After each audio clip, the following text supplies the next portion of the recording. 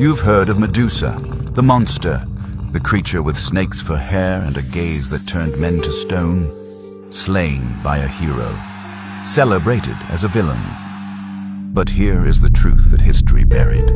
Medusa was never the monster. She was the victim, and the real monster in this story has been worshipped as a god for 3,000 years. To understand Medusa's story, you need to understand the world she lived in. Ancient Greece was not the world of democracy and philosophy you read about in school. It was a world ruled by gods, and the gods were not kind. The gods of Olympus held absolute power over every mortal life. They could bless you with greatness or destroy you on a whim. They took what they wanted, they punished who they chose. And mortals, no matter how innocent, no matter how faithful, had no protection, no rights, no recourse. You simply hoped the gods would not notice you. Medusa was born mortal, one of 3 sisters known as the Gorgons. But unlike her sisters, who were born immortal creatures, Medusa was human, beautiful, vulnerable, and faithful to the gods above all else. Medusa devoted her life to Athena, goddess of wisdom and warfare. She became a priestess in Athena's sacred temple, one of the highest callings a mortal woman could achieve. She took a sacred vow of chastity.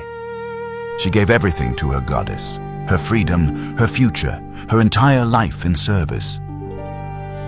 She believed with every part of herself that the goddess watched over her, that inside these sacred walls, she was protected. She was wrong. Poseidon was the god of the sea, brother of Zeus, one of the most powerful beings in existence. He had watched Medusa for years. He wanted her. And gods in ancient Greece simply took what they wanted. He came to Athena's temple. He crossed the sacred threshold. He violated every law of gods and men inside the one place Medusa believed she was safe.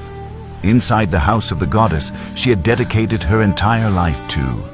The temple that was supposed to be holy ground. The goddess who was supposed to protect her. None of it mattered. Medusa screamed for Athena. She prayed with everything she had. The goddess did not come. When Athena finally came, she came in fury. Not fury at Poseidon, fury at what had happened inside her temple. Her sacred space had been defiled. Her holy ground had been violated, and rather than direct that fury at the god who had violated it, she directed it at the woman who had survived it. Poseidon was a god, untouchable, unpunishable. To challenge him would be to start a war on Olympus itself, and so Athena did what gods do when the powerful are guilty. She found someone weaker to blame instead. Medusa knelt before her goddess, broken, betrayed, begging for mercy, for understanding, for any shred of the protection she had devoted her life to earning. Athena looked down at her most faithful priestess and raised her hand. The curse hit Medusa like a thunderbolt. Her beautiful hair, the hair men had crossed oceans to see, began to writhe, to move, to transform. Strand by strand, it became something living, something monstrous. Snakes. Her warm eyes, the eyes that had looked upon Athena's altar with nothing but devotion, were torn from her. Replaced, given a curse that made her the loneliest creature who would ever live. A gaze that turned every living being who looked at her directly to stone. She could never again look at another face. Never again be seen. Never again be known. And then the exile. Cast out of the only home she had ever known, cast out of the temple she had devoted her life to, sent to the very ends of the earth.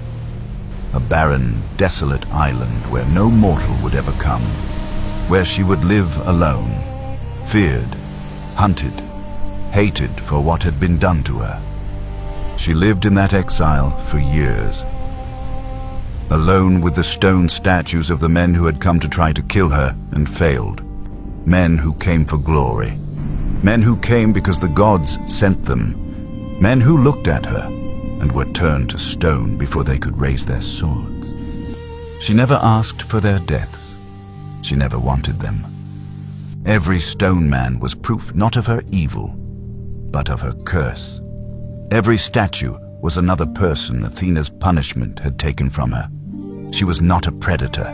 She was a prisoner, in a body she never chose, on an island she never wanted, living a life that had been taken from her by the people she trusted most.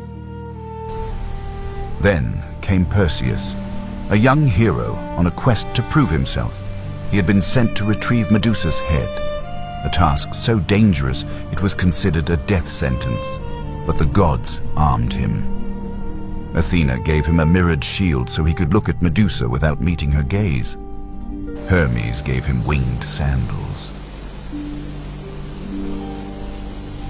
The very gods who had destroyed Medusa now equipped the man who came to finish the job.